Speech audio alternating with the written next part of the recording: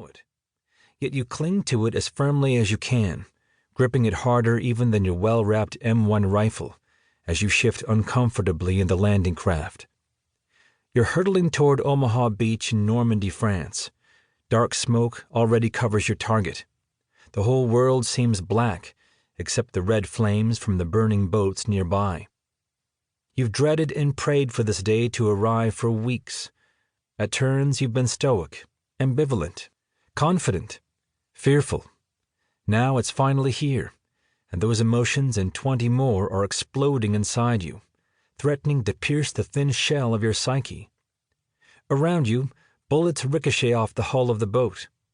For all the landings you've practiced, there is no model for this, no precedent, no preconception to force the shattered kaleidoscope of chaotic reality surrounding you into an ordered outline. You cannot hear distinct sounds.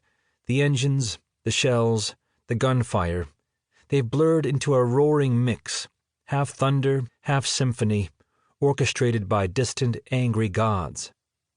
The landing craft stops. The ramp splashes down. People shout, "Go!" You blink your eyes and try to stir, only to realize you're already moving, propelled forward by a mysterious momentum, not by courage or duty or even will. 2 steps onto the ramp and you're now half swimming. You've been let off in deeper water than you thought, farther away from the beach, but not the danger. The only direction is forward, towards something both more violent and more epic than you've ever experienced. Your brain is clogged with 1,000 competing thoughts, most of them useless, some paralyzing. But one rises above all others. Who will save me if I am hit? The answer is already ashore, plunging and wading and pushing against the wind in wild waves amid mortar shells and gunfire. He has saved dozens of others this momentous day. Ray Lambert, an Army medic from Alabama. By the time the ramp of your Higgins boat goes down, he'll have been doing this for nearly a half hour. Staff Sergeant Arnold Raymond Ray Lambert is 23, an old man by the standards of this battle. He's in charge of a medical team, and this is his 3rd seaborne invasion. He previously saw action in Africa and Sicily.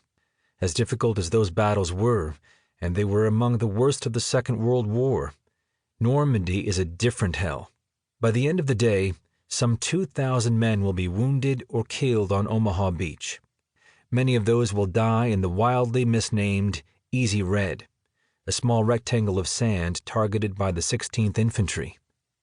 The fighting on Omaha will be the most horrific of the invasion, so bad that the general in charge will think seriously of retreating, a development that could bring disaster to the other beaches and the entire operation, perhaps even the war.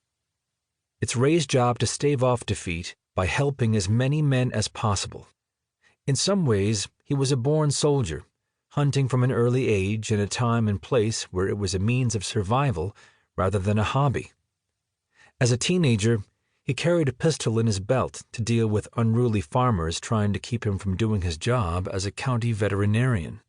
He spent summer months chopping down trees for a lumber business. He has a well-tested middleweight's hook, honed in Army boxing rings as well as Alabama farm country. But this fighter was trained by the Army to be a medic.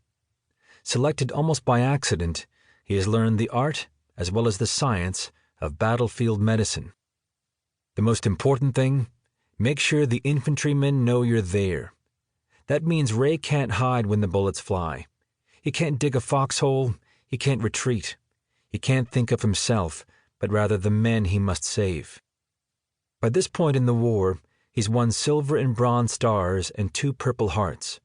He may be the only medic in the Army with a sharpshooter's badge. At the moment, Ray Lambert is not thinking of any of that.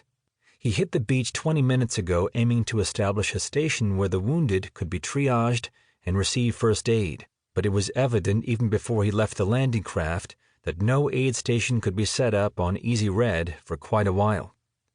Now Ray is looking, scanning the water for men who have been hit and can't make it to shore on their own. One is clinging to an obstruction. Foolish. The German weapons are zeroed in on each. Stay there and die. Ray leaps